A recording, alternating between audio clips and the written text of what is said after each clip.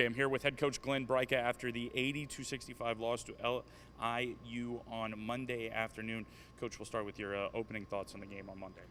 Well, we were a little short-handed, but I thought the guys hung in there for a lot of the game, and we gave ourselves a chance, but I did not like the way we ended the game. What did you see? Obviously, you guys are trying to fill for the not having Patrick Amelia in the lineup. How difficult can that be? Because he's a strong presence down low. Yeah, I mean, it is. It's hard, but I thought we were right there. And, we had the lead to, single digits most of the second half, and, we had a chance. And then just thought we broke down a couple of times defensively, some turnovers. Really the difference in the game, if you look at it, they had 14 more points off turnovers than us, and they won by 15. So, to keep it real simple, that's kind of the difference in the game. What can you learn from a game like this where there were so many turnovers? Obviously, the lineup has been kind of in flux all season with injuries and COVID and everything else. What can you learn from a game like this?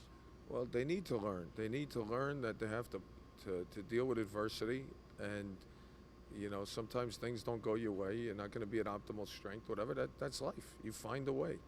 You find a way to fight through it, and regardless of what happens, and I'm not saying they fought, they tried, but it's also mental. You can't turn the ball over. You have to be disciplined.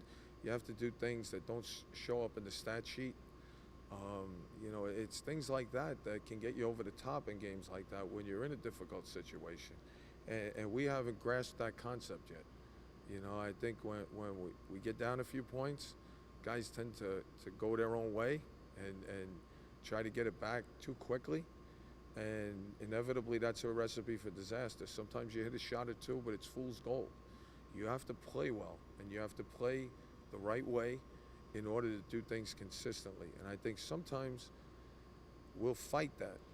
And when another team makes a run, instead of continuing to play the way we're supposed to, we'll get a little jumpy and try to get it back all at once. And I think it really, really hurts us. I think it leads to runouts on the fast break, and I think it leads to turnovers, which turns into points on the other end.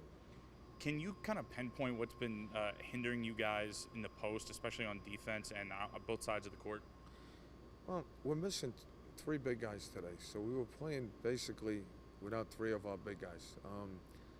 Having said that, we're not a big rim protection team to begin with, so we have to protect the rim by moving our feet, by being solid defensively.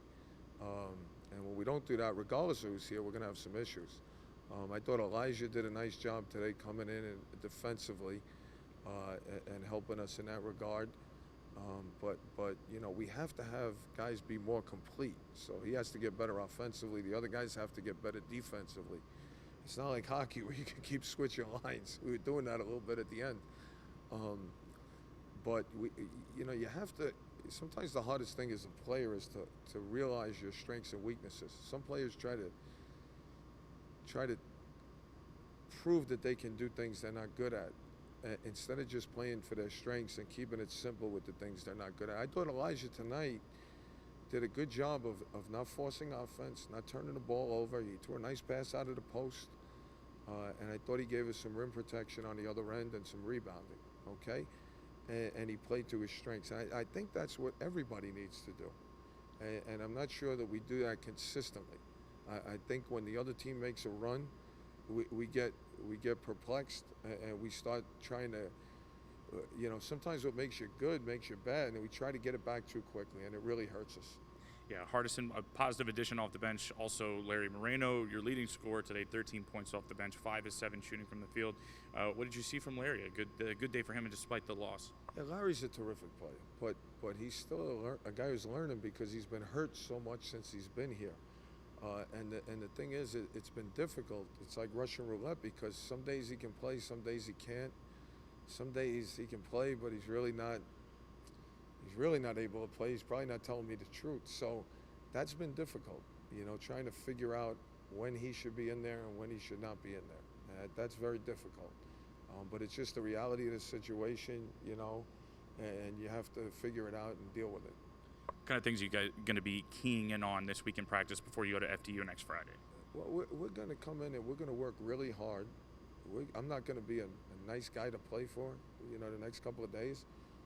because I think we need to get a lot tougher and be a lot more resilient. I don't think we, for whatever the reason, I don't think we have a high breaking point right now, and we're gonna increase that. We'll figure it out. Hopefully we can figure it out and have a nice February. Everybody makes the playoffs. Maybe we can make a run in the playoffs. But right now, we're not where we need to be for different reasons. I mean, look, we got all the excuses in the world if you choose to go that route. I'm not choosing to go that route. So we're going to ignore all the excuses and just try to get better as a team.